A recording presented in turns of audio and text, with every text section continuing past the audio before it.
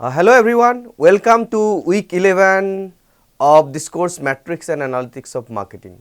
In this week, we will be discussing about the most important topic of the marketing as a domain. Why I am saying this as the most important topic? Because the sales forecasting has direct influence of multiple domains of management. If you can do sales forecasting correctly, then it will save your finance domain, finance department, it will save your human resource department, it will have a direct impact on your operations department, it will definitely have, it is considered as a part of the marketing department. So, it is related to everything. Basically, based on right sales forecasting, you make your budget planning, you make your production planning, you make your marketing expenditure planning, you make your stuffing and scheduling planning. So, all the domain, every domain associated with the business is directly associated with the forecasting of sales. And at the same time, we need to understand that forecasting of sales become very challenging in a VUCA world. VUCA means when it is volatile, whether the market and when the market environment is volatile, when it is uncertain environment, we do not know how the demand for the product will be impacted by the overall economy. Then when it is ambiguous, when it is complex. So, basically in today's competitive environment, we are actually operating our companies in a very complex environment, be it from the dimension of geopolitics or be it from the dimension of the economy as a whole. So, it is a complex environment and customers' needs and requirements also gets evolved over the period of time. So, that is why the complexity is always increasing, and ultimately the ambiguity. Ambiguity means when it is not understood, where it is subject to interpretation, when things are not explicit, right. So, that is why we need to understand that sales forecasting is important, but at the same time it is challenging. That is why there has to be a system in place through which we can minimize the error associated with the sales forecasting, or we can improve our preciseness when forecasting the sales for a particular year or particular month or at a particular organization level or functional level or store level. So, in today's sessions we will be looking into the various concepts associated with the sales forecasting. So, let us move in. Let us try to look at the definition. Sales forecasting is the process of predicting the future sales or demand using historical data for a defined horizon or defined granularity. Horizon means horizon might come in terms of time. So, the sales forecasting may be for a month, it may be for a quarter, it may be for a year, or it can sometimes extend beyond a year, right. So, similarly granularity means at what level, is it at the store level, is it at the warehouse level, is it at the distributor level, or is it at the organizational level. So, there can be various level of granularity when we are forecasting the sales, or it can be also in terms of the segments. So, what will be the sales for this particular segment, for northern region, for southern region, for eastern region, for western region. So, when we talk about the horizon, as I have already mentioned, that it can be in short term, it can be in medium term, or it can be in long term. Each horizon serves various decisions. For example, if we are talking about the long term forecasting, then probably it will directly impact your marketing initiatives, right. Short term forecasting, probably it will impact your production. Then coming to granularity, clarity, forecast at the level where the decision happen. If it is in the organization, if the decisions are taken at the organizational level, then the forecasting can be done at the organizational level. So, decisions will be related to the relative areas, such as forecasting will directly impact your production capacity, whether you need to decide on buying some more equipment because there will be a surge in demand in the coming phase. So, this is related to the operations department, or the decision can be related to the human resource department. You know that the trend is high, there is a high seasonality, and that is why there will be a surge of demand, and that is why you will need more manpower to produce more number of units of the product. So, that is how the decisions are related to each other. Outputs are not just one number. Normally, how do we do the forecasting? Most of the time we use a statistical method called a regression, right. So, what regression predicts is a number. So, whenever we are predicting a number, we do not take that precise number as our consideration. Rather, we will try to keep some buffer, because we know that it cannot be an accurate number. It is just a prediction which is always prone to some errors. We try to minimize the error, but we can never say that it is a error free prediction. A good forecast includes, it can be a point forecast, and it will also include uncertainty or the risk view. Means, let us say I have predicted that in the next subsequent year there will be 1 lakh units sold. At the same time, I know that if it crosses 1 lakh, then I have to keep some buffers, because I do not want to run out of stock.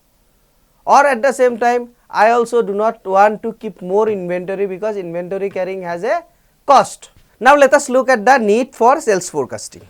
So, why do we need sales forecasting? The reason is obvious. One is, the first is inventory replenishment, to avoid the stock outs or to avoid the overstock. So, which based on the sales forecasting, we know that what is the amount of inventory that is required for this particular outlet or for this particular enterprise. So, that is done by sales forecasting. In a way, inventory replenishment is planned by sales forecasting. Stuffing and scheduling. Sales forecasting is used for stuffing and scheduling, because depending on the amount of units that needs to be produced, we will know what will be the additional amount of manpower required. How do we plan for the production? We need to schedule the activities.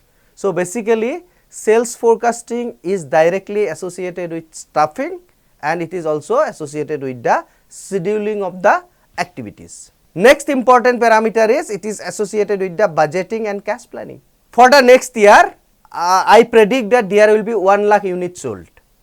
Now, but as of now, my capacity support only 50,000 units.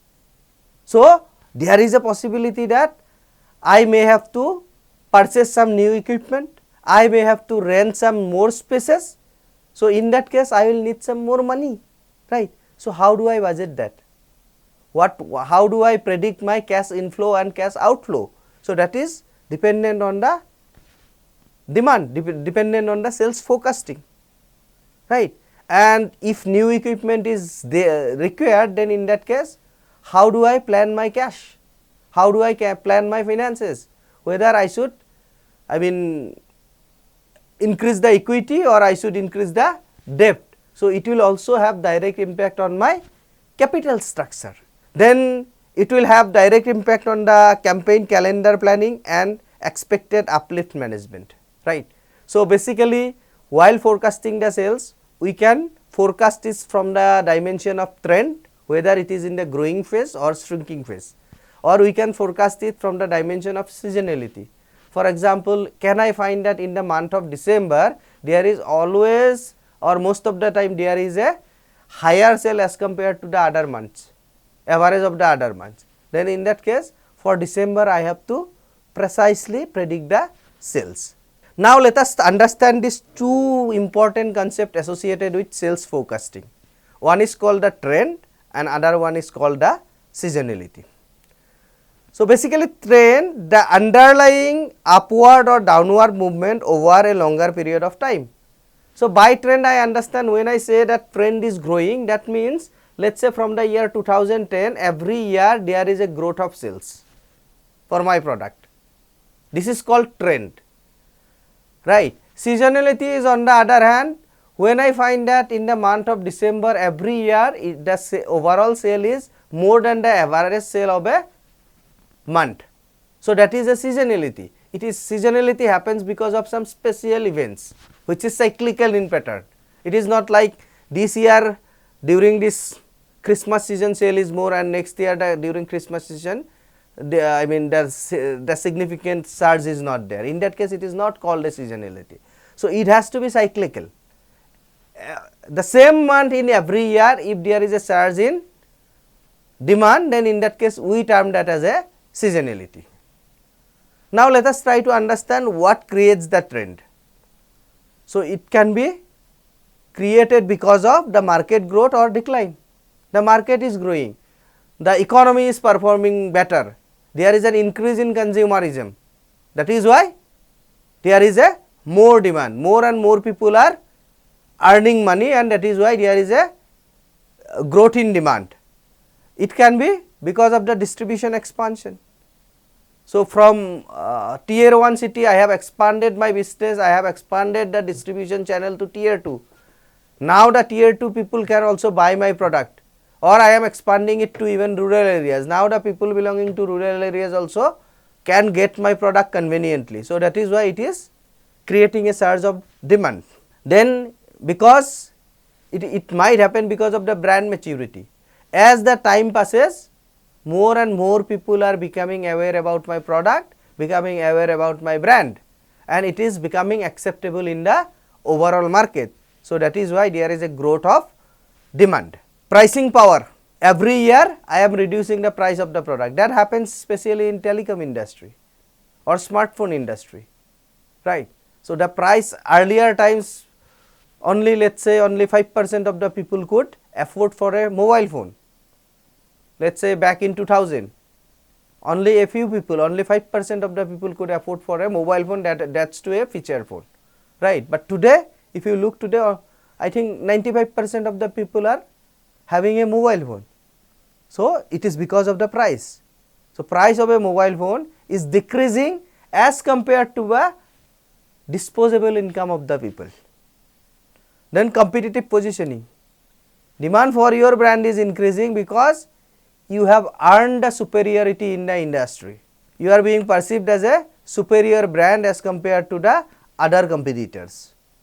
Then the growth might also occur because of the macroeconomic conditions. The growth for personal vehicle are increasing. It is in growth phase because more and more people are earning money.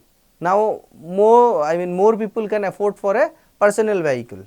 So you also need to, it's not only about the forecasting, you need to use it in decision making process. So when we talk about the trend tells you whether the business is structurally growing, or it has reached the stagnancy, or it is declining, and these things are, understanding these things are useful for capacity and strategy, right. This can be considered as a quick detection tools.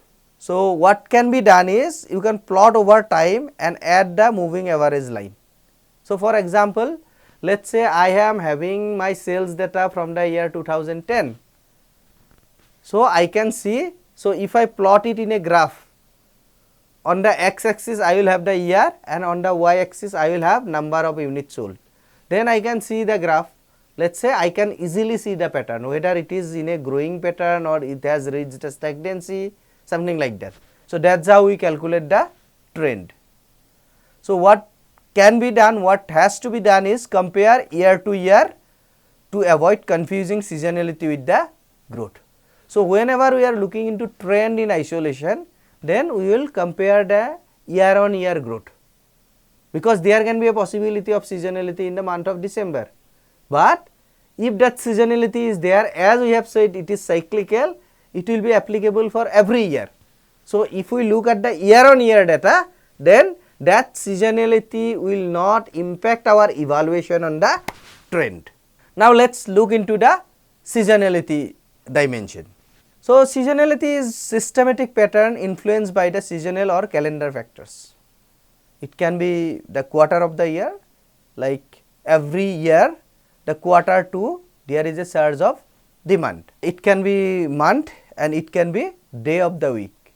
So for example, when we talk about restaurant business, there is always a surge of demand on weekends, that is on Saturday and Sundays. So it is nothing but a seasonal impact. So there is always a surge of demand during the festive seasons, starting from let us say October to January. So this is seasonal impact rather than trend. So why this separation of trend and seasonality is important? Because if we mix them up, it causes wrong business calculations, right. So, your conclusion will be wrong. One instance that we can take into consideration is that calling a festival spike as growth is wrong interpretation. There is a festival related spike. So, if I term it as a growth, let us say the festival is only in the month of December, if I consider it as a growth, it will impact the forecast for the month of January. So, if I am not considering seasonality into account, then probably my precision for the month of January will be on the wrong side. Then let us look at the various drivers of trend and seasonality. As I have already mentioned the drivers of trend, those are distribution expansion, market growth, brand maturity, competitor entry, the pricing power in the industry, and various macroeconomic conditions such as, let us say, what is the GDP per capita, what is the disposable income of an average person in the market. So, all these factors will directly impact the trend of the product or trend of the brand. Similarly, the drivers of seasonality, it can be weekdays or the weekends, it can be month end salary effect. I mean, during the starting of the month, when we get our salary, the money is there in our bank account and we used to spend a lot, let us say in the entertainment, but towards the end of the month there is a crisis. So, this is related to seasonality. So, towards the end of the month, the sale in the restaurant might be lesser as compared to the first week of the month. Then holidays, festivals, weather cycles and academic cycles. So, depending on the context of the business, depending on the type of the product that you are dealing with. So, there is a seasonal impact. So, we have to note that inventory planning typically needs unit forecast, finance planning needs revenue forecast, and marketing ROI decisions need contribution margin forecast. So, we will discuss about all this kind of forecast one by one. So, let's look at what you forecast and why does it matter. So, what can be forecasted is the units, what can be forecasted is the revenue, what can be forecasted is the contribution margin, and there are multiple uses of this, there are special uses of this kind of forecasting. So, what you need to do, you have to choose the primary forecast target carefully. When units are forecasted, number of units to be sold in the given time frame is forecasted, it is based for capacity and inventory. Whether I need to purchase new equipment, whether I need to hire more manpower or I need to fire some of my manpower. So, if I forecast in terms of units, these decisions can be taken easily. On the other hand, we need to forecast the revenue. So, basically it helps in your finance teams to make the planning. It mixes the demand and the price. As we have seen that price is associated with the demand as per the law of demand for normal goods. If price increases, quantity decreases, and we have understood how to reach at an optimum price. So, when there is a intersection between the demand curve and the supply curve, the point of equilibrium is the optimum price where revenue is maximized, right. And revenue forecasting is sensitive to the price changes. Then comes this contribution margin forecasting. Rather than looking into this revenue or forecasting units, what we are looking into? We will look into profitability of the organization. So, what will be the profitability of the organization? So, this kind of forecasting, contribution margin forecasting, is best for profitability decision, needs the assumptions regarding margins. So, now we can also have a look at some of the examples of decision linkage. For example, inventory planning decisions usually require the forecast of the units. I have already mentioned that. Finance planning decisions usually require the forecast of the revenue, and marketing, return on investment and profitability decisions usually require the forecast of the contribution margin. So, this three dimension of forecasting has different uses across different dimension or different avenues of the business. Now let's look at the granularity choices and their impact on the forecast accuracy and decision. So what is the operational relevance of sales forecasting? So if we look at it from an operational dimension, the product and the store level forecast are most useful for inventory decisions because replenishment happen at that level. If I can forecast, then only I can produce the things for that particular entity or particular enterprise or particular store. So it has its operational relevance. What will be the products inflow and what will be the products outflow is dependent on the sales forecast of that particular entity. It does have financial relevance. Category and total level forecast are most useful for budgeting and financial planning because finance manages the aggregated targets. So finance budgeting is required for purchasing new equipment, budgeting is required for hiring new people. So that is why forecasting has a financial relevance. Error behavior. We know that forecasting is prediction. It is not 100% correct. Forecast error usually increases at finer levels such as the SKU by store by day because the demand becomes noisier and more intermittent. So whenever we are doing a forecasting, it is let's say I will just give you another example. Let's say nowadays there are many opinion polls, there are many exit polls which used to predict the result of the poll. So they come up with an aggregate result, not at a very finer granular level. For any predictor, it is extremely difficult for predicting my behavior, right? Because I am an individual. If my prediction goes wrong, they are 100% wrong. But if they do it at a macro level, then in that case, there is a higher chance of correct prediction or accuracy will be improved. So it is similar, like more data you have, better will be your prediction. Then next comes the hidden risk. Aggregated forecast can appear accurate while still masking stock out risk for high impact products. So though if we forecast at an aggregated level, there can always be a turbulence at different granularity because it is a prediction and it is always susceptible to the risk. Then segmentation logic. It is practical to segment items into high volume, seasonal and intermittent groups and use different forecasting approaches for each, right. Then the decision alignment. The best forecasting level is the level at which the manager can take action based on the forecast. Why do we do the forecast? Because we want to take informed decision based on our forecasting. It is always better if the forecasting is made at the level where decision making is facilitated. Otherwise, again you have to apprise it to your higher management might get convinced or may not get convinced, and then the decisions may or may not happen. Now let us look at the data readiness checklist for the sales forecasting. Forecasting is always done with data.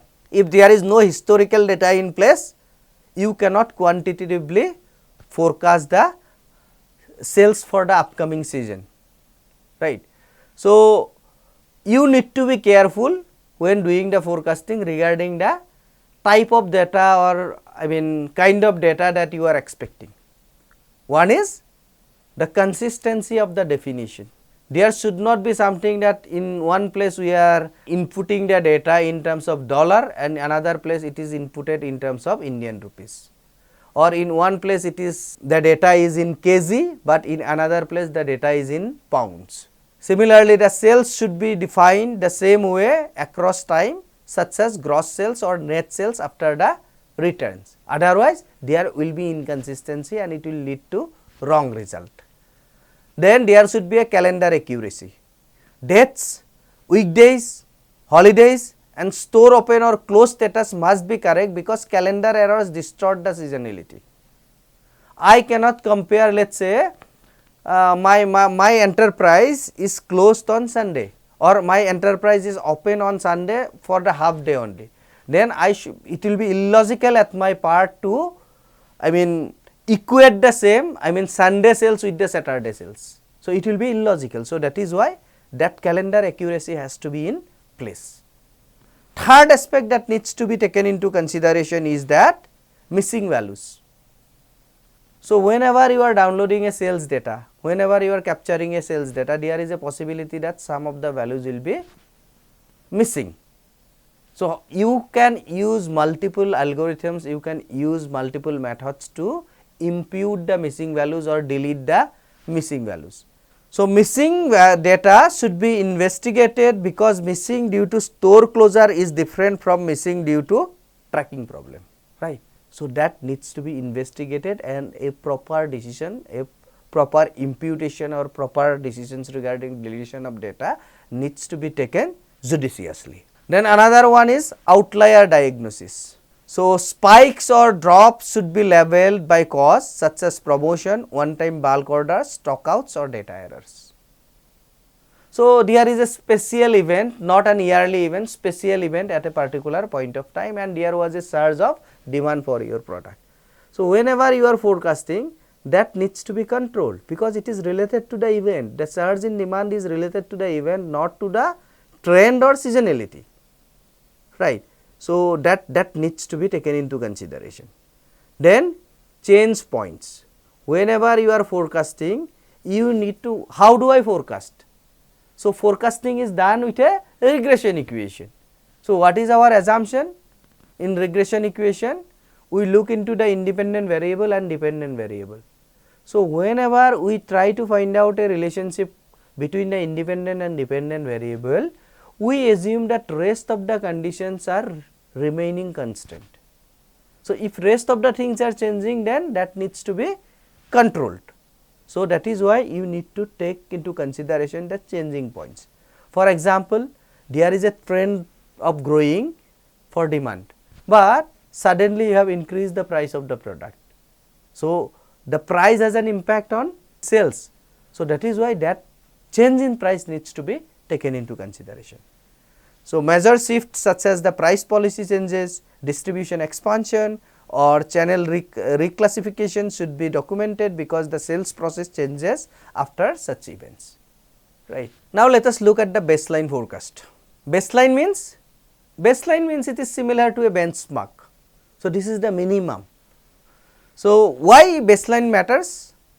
Baseline methods provide minimum benchmark that any advanced model should beat on the future test periods, right. So, it is the baseline. So, anything that we build, it should be over and above this baseline.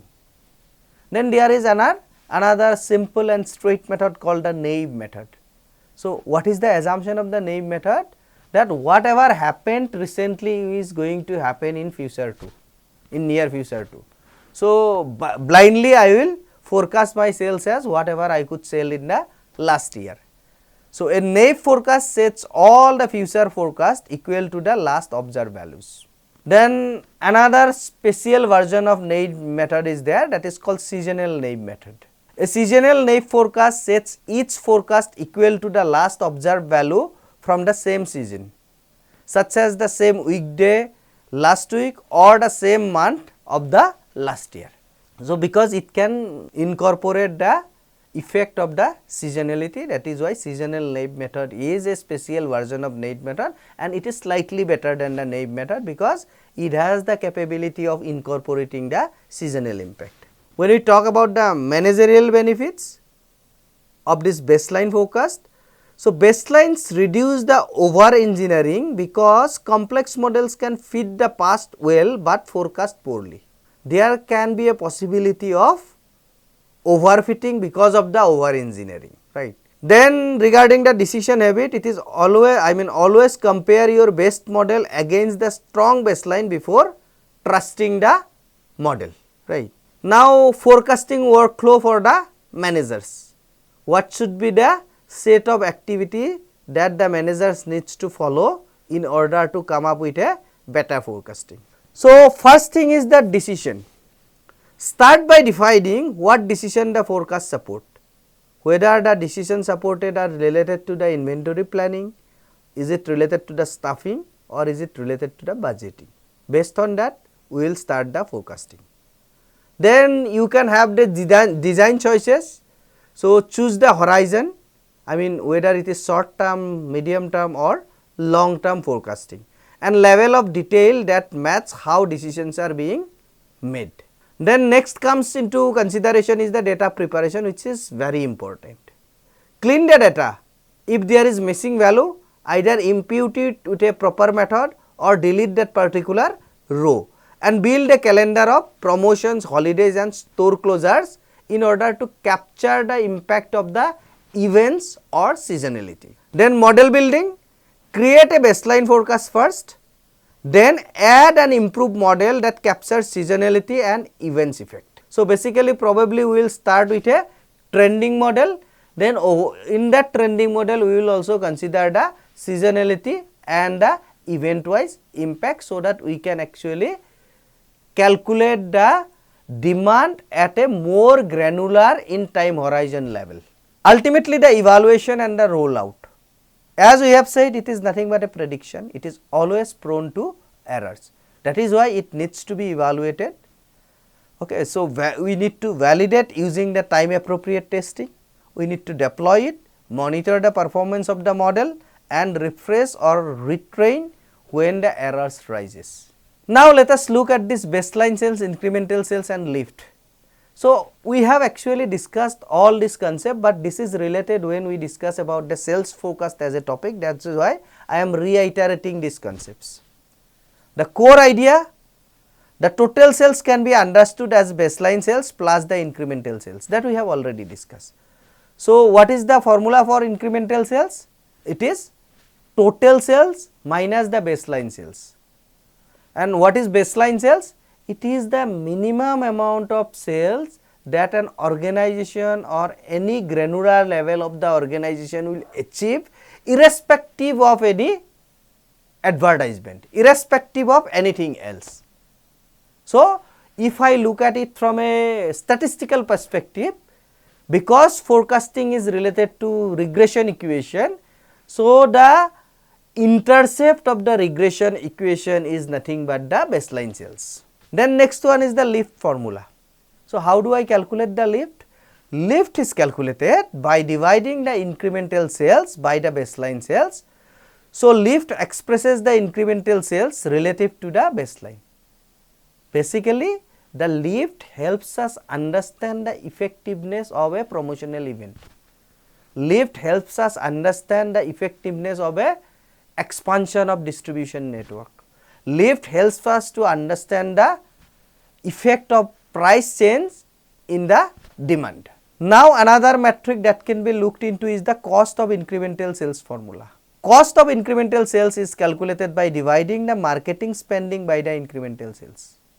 So, I have achieved some additional sales which can be attributed to the advertisement.